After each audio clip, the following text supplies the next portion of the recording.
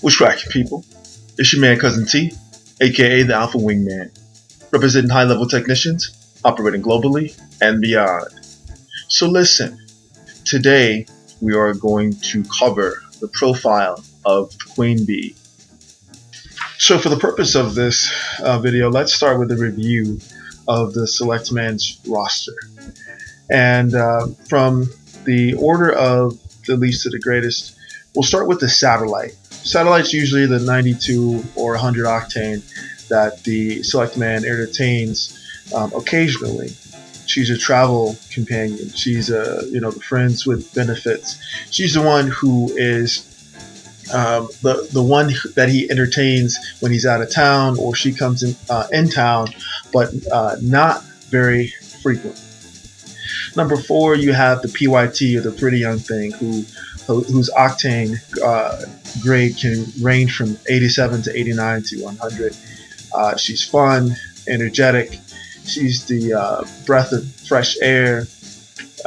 She's someone who could be under his guidance or his grooming.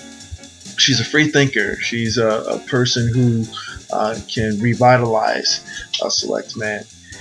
Number 3 is the healer. Now, this is where we get into the higher ranks of SelectMan's roster.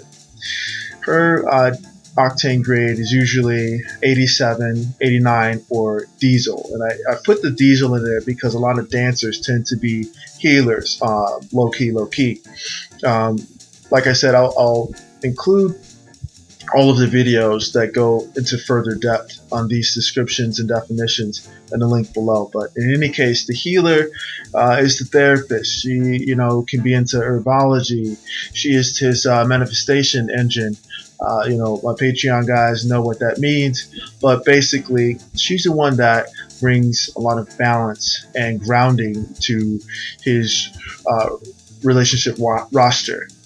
Number 2 is, of course, the ride or die. Now, this is an octane grade varying from 89, perhaps a 92, but the ride or die octane grade, her grade does not vary that much. She tends to be within, a small range, and it also depends on what octane grade the SelectMan is used to dealing with. But in any case, she has the second highest rank because she's familiar. They have a lot in common. They have a lot of experiences together.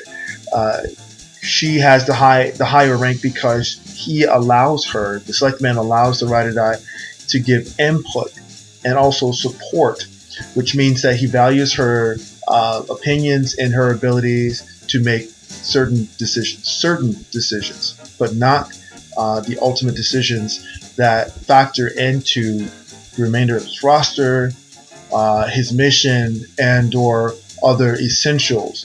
That, of course, the number 1 ranking position on the SelectMan roster is granted the privilege of having. And of course, gentlemen, that is the Queen Bee. Now, the Queen Bee has the number 1 ranking on a SelectMan's roster because she possesses all of the traits, or the majority of the traits that a SelectMan looks for in the Queen Bee, aka wifey material, and that's the 8/8. Now, I'm going to cover the 8/8 in just a moment, but before we go to that, let's do a quick review of what it even takes for a man to have a roster. The 3 factors that need to exist within a man are his social bandwidth, which means what he can handle in terms of a relationship or having multiple relationships. That's up to him and his realm of experience. Number 2, his realized cultural codes. Is he monogamous by nature? Is he polyamorous? What are the things that over the course of his life have become the values and the things that he's explored so that he's comfortable with experiencing and expressing in terms of multiple relationships or singular relationship? And number 3, his mission allowance. This means you have to ask yourself, do the women on your roster fit within your mission trajectory? That's also a question that only the man, the individual, the masculine master can answer for himself. Okay? Now, beyond that, we have the relationship contract negotiables. Now, keeping in mind that every sort of bond that we have with someone, be it someone we just met, be it someone we're having a conversation with, be it someone we work with, or whomever, is a relationship. So when I say relationship contract negotiables, we're not necessarily referring to monogamous or polyamorous committed relationships, but the relationships that you entertain overall. But for the purposes of this particular conversation, we're going to keep this within the realm of your roster, and more specifically, the higher roster positions leading to the queen bee. And so here's a review of the relationship contract negotiables. One, the social aspect of the relationship. So what are the social boundaries? What are the rules of engagement for interacting in public with each other, or other people, or electronically, or via social media? What are those boundaries, and what does that look like for your specific situation? Two, the emotional boundaries. What does it look like, and how do you maintain each other's dynamic emotionally? And this is a very strong and easy element to confuse and to conflate, because our emotions are how we interface as humans. And so most people don't understand what that means and how that dynamic works. But for the masculine master, you have gained a level of control and influence over your own emotions, and you understand how to observe and flow with the dynamic of another person's emotion. And that's going to be the subject of another podcast for another day. But anyway, when we talk about what emotions mean to a masculine master, he understands that that's simply the glue that binds the language of your relationship dynamic with the other person, more specifically, a person that you're intimately involved with. Third, your physical boundaries. And this is probably the central force or the central dynamic of your roster positions and your overall relationship dynamic. What are your physical boundaries? Are you going to be physical with just one of your roster members, or multiple of your roster positions, or all of your roster positions? That's a conversation and an open dialogue that you need to have with all of your roster positions, and in particular your queen bee. So now that we've made it through this review over all of the elements and the dynamics that exist with a select man's roster, let's get down to business. So what does a queen bee look like? You'll notice on your screen a picture of an interesting thing that happened this year in May, and I'm going to link the New York Times article about this year's Miss Teen USA, Miss USA, and Miss America pageants. But basically, gentlemen, your queen bee should look like this. Now, I'm not talking about all of the glitz and glamour and the lights and the showtime and all of the posturing and all that, but the work and the energy and the pedigree and all of the tangibles and the valuable elements that go into what makes a pageant competitor top notch are the things that you should look for if you're looking to fill the number one spot on your roster. Keep in mind, a lot of guys entertain rosters that don't have a queen bee, and that's okay. As long as you're on your mission and you're accomplishing the things that you need to accomplish, and the roster positions that you do have are suitable for your mission trajectory and your current lifestyle, that is awesome. Today we're talking about that number one spot, what the queen bee looks like. And gentlemen, when we talk about classic beauty. Okay, we talk about athleticism, we talk about having talent, we talk about congeniality, we talk about being able to present in public. These are the elements of what your queen bee should look like. The discernibleness, the balanced judgment, these are elements that need to be present in a woman that you put at the top spot on your roster. Keep in mind, the queen bee is the one who you give the authority to make decisions that affect the remainder of your roster positions, but also you listen and give weight to her insight. You listen and give merit to her thoughts and her opinions as they factor into your mission trajectory and how you want to go forward in life and what you want to provide as far as your legacy. So let's look at a breakdown of what the elements or aspects of a queen bee are comprised of. And this is something that I've done a long time ago. I put this together. Probably it was the first video that I ever uploaded to YouTube, and I'm probably gonna have to do it again because I had a different mic and the sound quality was shitty. But basically, this is a breakdown of what a select man would want in a woman who would be wifey material. So number one, we have an 8 in the face. So this is the minimum, at least an 8 in the face, which represents a classic beauty, which means she ages or matures gracefully over time. Number two, the figure 8 body. When we talk about body styles or body types, it's not someone that has overly exaggerated or unrealistic features and just the natural beauty. Shout out to Glenn Cameron. He did a video that I'm going to link in the description below that was great when we talk about how men get their imprint and the origins of where certain body types or body sort of dynamics came from in the modern society. But number two is definitely that she has that figure 8, which is balanced and natural.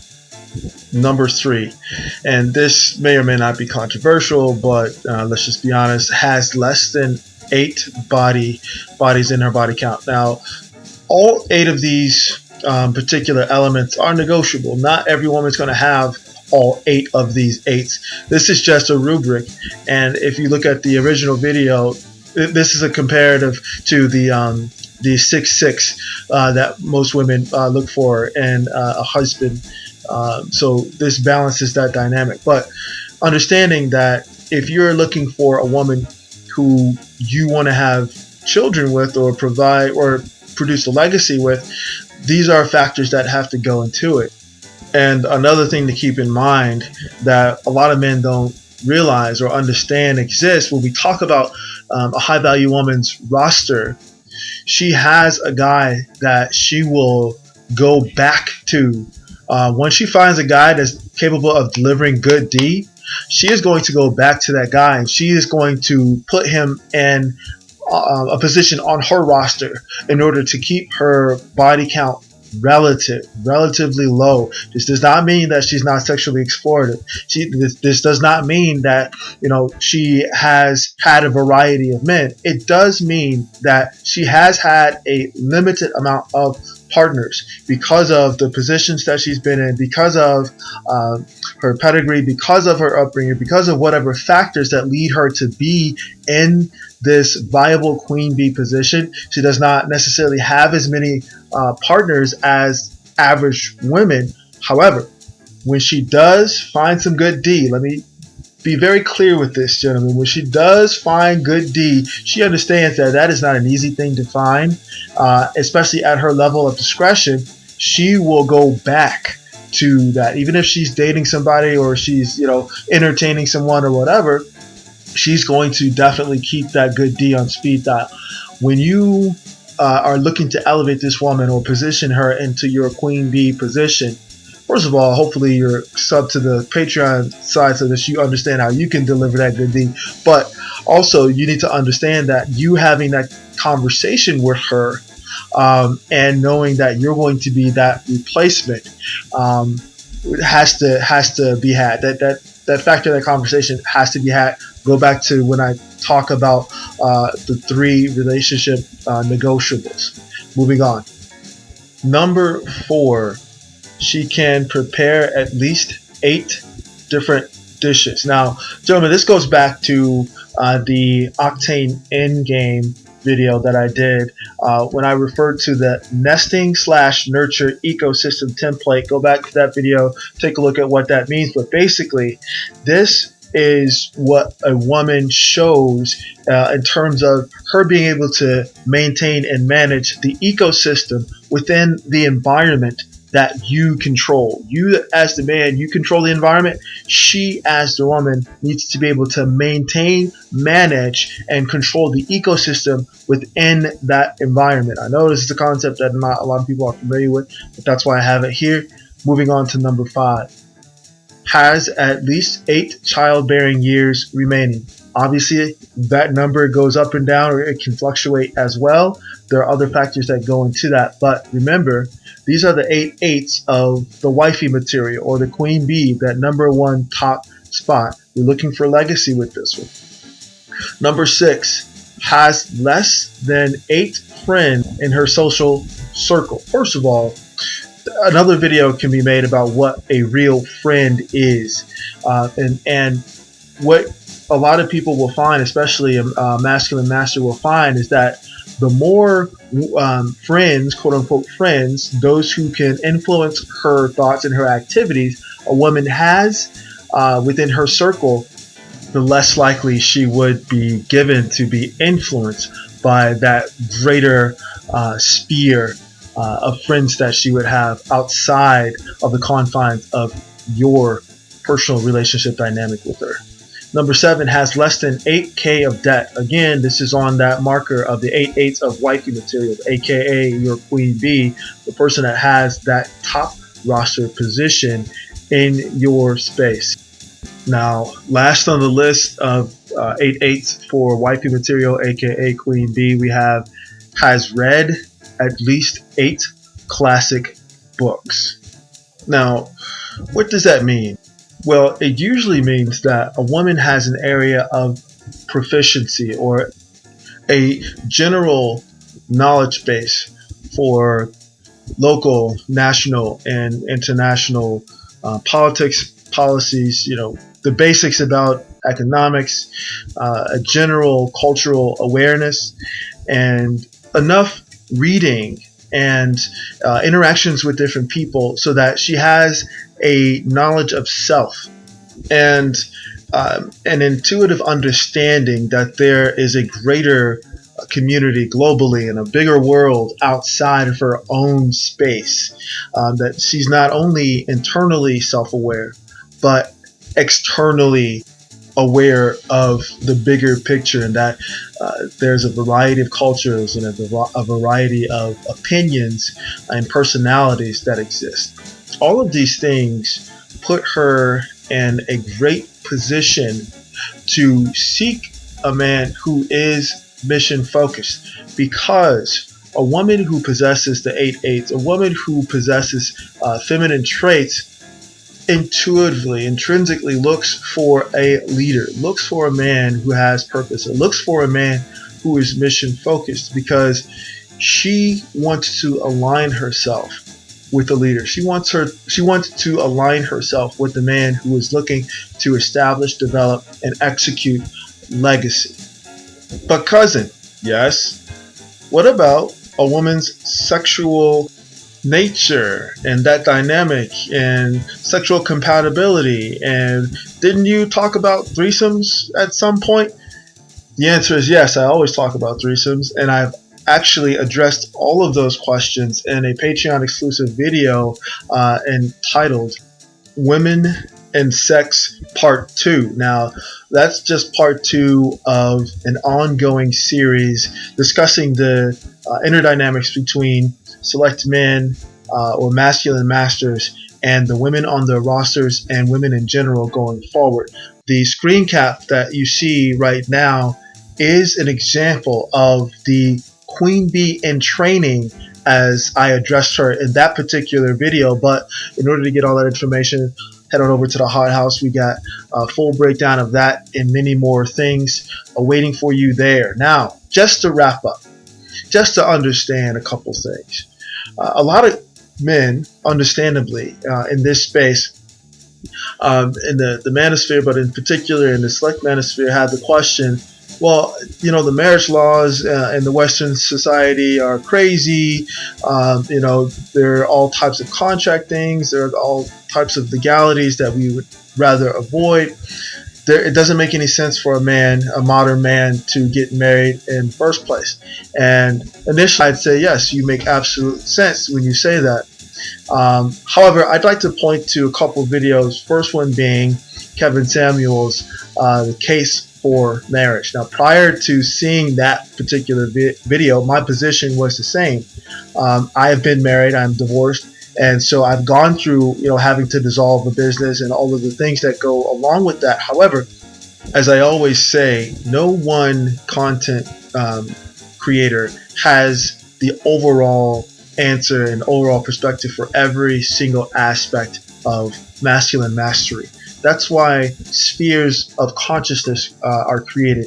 And I have to admit, when I first saw the title of Kevin Samuels' video, The Case for Marriage, I was like, there's absolutely no way that a case can be made for modern marriage. And much to my surprise, he actually made a very solid case in that video. I'm going to link it down below. The second thing that I want to do is invite you to go over to Glendon Cameron's channel, in particular Hustlers Kung Fu. I'll put a link down below in the description as per usual.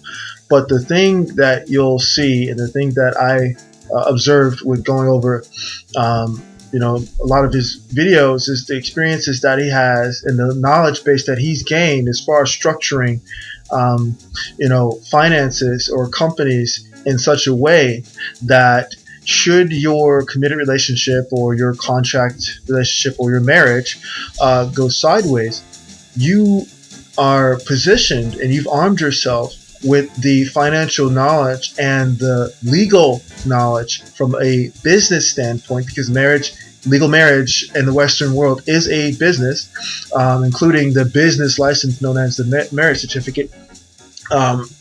Glendon breaks down how to put together a situation, according to whatever space that you're in, whatever entrepreneurial space that you're in, whatever business or trust or whatever space that you're in, how to put something together that, should you part ways with your legally bound significant other, it's not something that's going to destroy you. I think it's a lot of eye-opening information for men who are afraid of the financial aspect of a legally committed relationship. But I'll leave that to you guys to explore and discover for yourselves. Let me just give you this little nugget there. He positions the information in such a way that in lieu of a prenuptial agreement that can be overridden by a lot of judges and manipulated by lawyers, one of the things that he cited was there is a way to put something together that if a lawyer tries to manipulate it, they can be disbarred, or if a judge tries to overrule it, they can be removed from the bench. Great stuff. Definitely want you to head over to there. But this is the profile of the queen bee, and the takeaway, gentlemen, at the end of the day, is for a select man in his roster positions, it's all about carefully curating a collective that is specific to your mission, that is specific to your needs, because it's all about a value exchange. And at the end of the day, you are the only person that knows what's best for you. In spaces like this, such as the Select Manosphere, all we want to do is present to you our experience, our knowledge base, and what we have observed to be the best case scenario in helping you along on your journey to masculine mastery. As always, this is your man Cousin T, aka the Alpha Wingman, saying, stay sharp and mission focused. Later.